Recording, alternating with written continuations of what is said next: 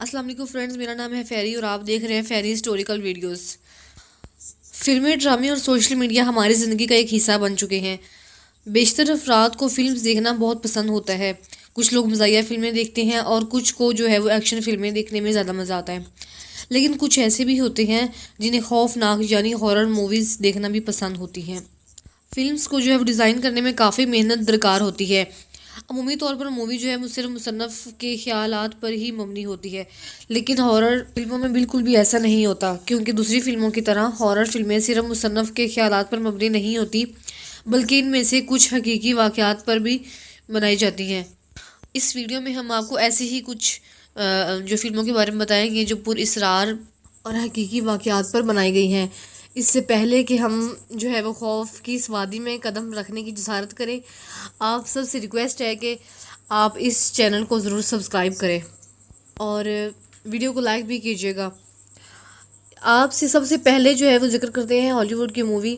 ہالی ووڈ میں ویسے تو بہت ساری فلمیں بنائی گئی، لیکن اٹ نامی مووی جو ہے ان سب میں زیادہ جو ہے وہ خوفناک تصور کی جاتی ہے، اور اب تک لوگ اس مووی کو دیکھ کر ڈرتے ہیں۔ اس کے علاوہ جو ہے وہ ایک 2017 کی سب سے زیادہ دیکھی جانے والی ہارر فلم بھی، اس فلم میں پینی وائز کے نام کا جو ہے وہ جوکر ہوتا ہے، جو لوگوں کو اور زیادہ تر بچوں کو کئی طرح کی اچھی چیزوں کا لالچ دے کر اپنے پاس بلاتا ہے اور پھر ان کا شکار کرتا ہے۔ اسٹیفن کنگ امریکہ کے ایک مشہور ہارر اور سپر نیچرل مصنف ہیں، جنہوں نے ایک حقیقی واقعہ سے متاثر ہو کر اس فلم کی کہانی لکھی۔ 1972 میں جان گیسی نام کا ایک آدمی تھا جو پیشے سے ایک جوکر کا کام کرتا تھا۔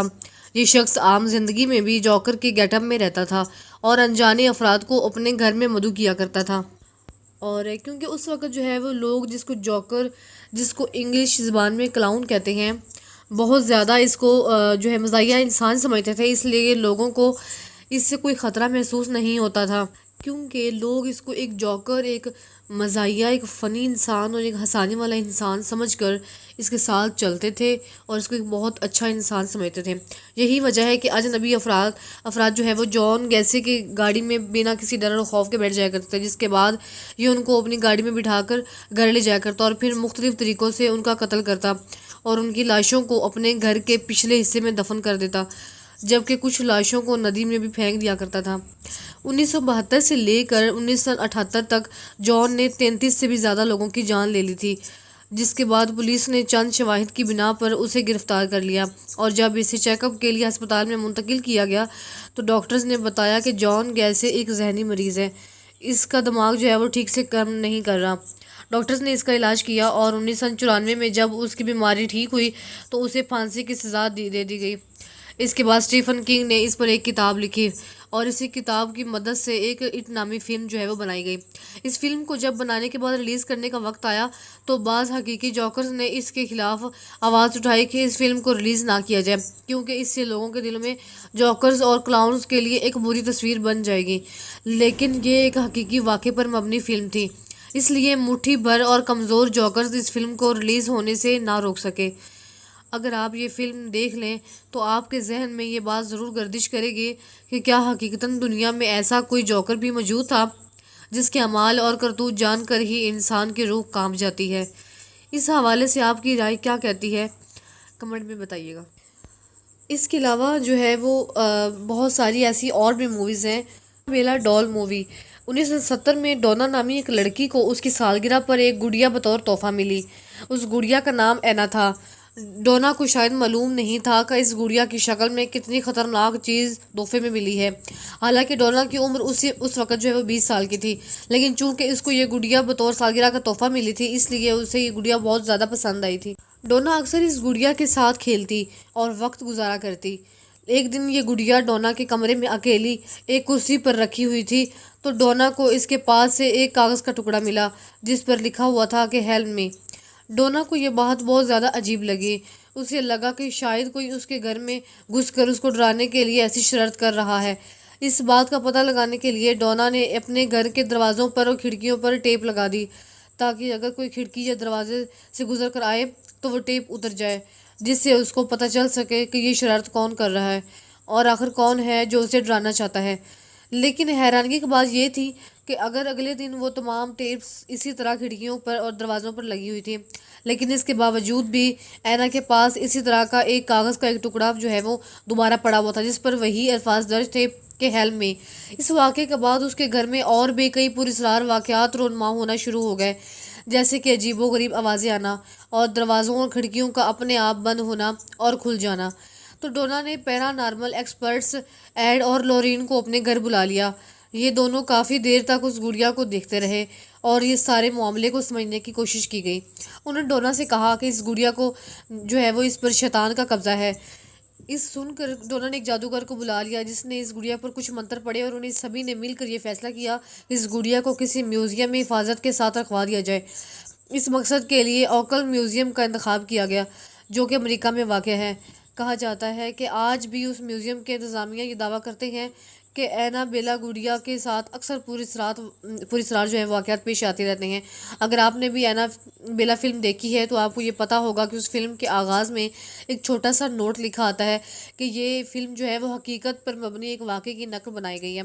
حقیقت میں چاہے یہ گڑیا اینا بیلا والی گڑیا سے جو ہے وہ الگ ہو، لیکن ایک سچی کہانی پر فلمائی گئی ہے۔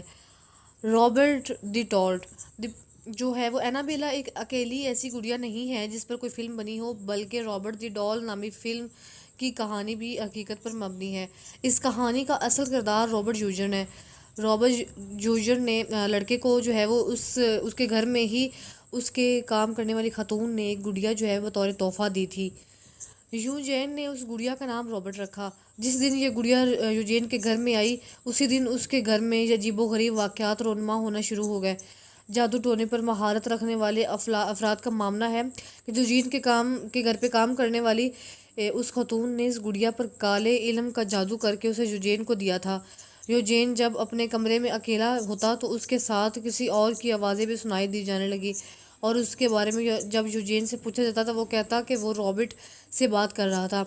اس کے بعد بھی اگر یوجین پر کوئی غلطی یا کوئی غصہ کرتا، مطلب کہ تم کسی سے باتیں کر رہے تھے، وہ نہیں مانتا تھا، جب اس پہ کوئی غصہ کرتا تو وہ پھر بھی نہیں مانتا تو وہ کہتا تھا کہ اس نے ایسا کچھ نہیں کیا، بلکہ رابرٹ ایسا کرتا ہے۔ یہاں تک کہ ایسا اس گڑیا کو انہوں نے اس گھر میں گھومتے پھرتے بھی دیکھا۔ پچھلے 100 سالوں میں رابرٹ نامی اس گڑیا کے کئی مالکان رہ چکے ہیں، اور ان سبھی کا کہنا ہے کہ رابرٹ میں کچھ عجیب بات ضرور ہے۔ اس پر شاید کسی نے کالا جادو کیا یا پر اس پر کسی بری روح کا سایہ ہے۔ متعدد واقعات کے بعد اس گڑیا کو مارٹیلو میوزیم نے حفاظت سے رکھوایا گیا۔ یہاں بھی اگر کوئی رابرٹ کے بہت قریب آ گیا تو اس کی تصویر لینے کی کوشش کرتا ہے تو اچانک وہ موبائل کا کیمرہ تھوڑی دیر کے لیے خراب ہو جاتا ہے۔ رابرٹ نامی اس گڑیا پر بھی بنائی گئی تھی جس کا نام دی کرس آف رابرٹ دی ڈال تھا۔ یہ فلم مکمل طور پر رابرٹ نامی اس گڑیا پر بنی ہوئی تھی جس کی کہانی حقیقی ہے۔ Deliver us from evil. اب ہم آپ کو جس آدمی کے بارے میں بتانے جا رہے ہیں وہ پہلے تو ایک پولیس آفیسر تھا، لیکن بعد میں وہ ایک پادری کا اسٹوڈنٹ بن گیا۔ اس شخص نے بھوتوں اور جادو وغیرہ جیسی غیر معمولی چیزوں کے بارے میں جاننا شروع کر دیا، اور اس پولیس آفیسر کی زندگی پر ایک فلم بھی بنائی گئی جس کا نام ڈیلیور اس فرام ایور تھا۔ اس آدمی کا نام ریلیف ہے۔ ریلیف کا کہنا ہے کہ انہوں نے اپنی زندگی کے اتنے سالوں میں کئی غیر معمولی حادثات اور واقعات دیکھے جو کہ ایک عام انسانی عقل سے بالاتر ہیں۔ ریلیف نے خود کہا کہ پہلے جب میں پولیس آفیسر تھا تو میں اگر ایسے واقعات کے بارے میں سنتا بھی تھا تو اسے جھوٹ سمجھ کر نظر انداز کر دیتا تھا، لیکن جب ان کے ساتھ ایسے حادثات پیش آنے لگے تو یہ سوچنے پر مجبور ہو گیا کہ کیا واقعی کوئی غیر معمولی طاقتیں اس دنیا میں موجود ہیں جو کہ انسانی عقل سے بالاتر ہیں۔ اس بات کا پتہ لگانے کے لیے ریلیف نے اپنی پولیس کی نوکری کو خیر آباد کہہ دی اور ایک ماہر اور مشہور پادری کا شاگرد بن گیا جو کہ پورے اسرار عملیات اور جادو ٹونے کا استاد مانا جاتا تھا۔ اس کے بعد ریلیف پہلے نارمل ایکٹیویٹیز کے بارے میں ریسرچ کرنے لگا، اور آج ریلیف ان باتوں پر یقین بھی کرتا ہے۔ ریلیف کا مزید کہنا ہے کہ اس کی زندگی پر جو بھی فلم بنائی گئی ہے یہ دکھنے بھی جتنی خوفناک ہے، اس سے بھی زیادہ جو ہے وہ خوفناک اور غیر مرئی مخلوقات کو زندہ اپنی آنکھوں سے دیکھا تھا۔ اس فلم میں دکھائے جانے والے کئی حادثات اس شخص کی زندگی میں پیش آ چکے ہیں۔ ریلیف نے ایک کتاب بھی لکھی ہے جس کے نام جو ہے بیویئر دی نائٹ ہے، جس میں ریلیف نے اپنی زندگی میں پیش آنے والے تمام تر حادثات کو اسی طرح سے لکھا ہے، اور اگر آپ کو بھی کبھی یہ کتاب پڑھنے کا اتفاق ہو تو اس میں ایسے ایسے واقعات اور حادثات درج ہیں جنہیں پڑھ کر آپ کے رونگٹے کھڑے ہو جائیں گے، اور آپ کا دماغ اس بات کو تسلیم کیے بغیر نہیں رہ پائے گا۔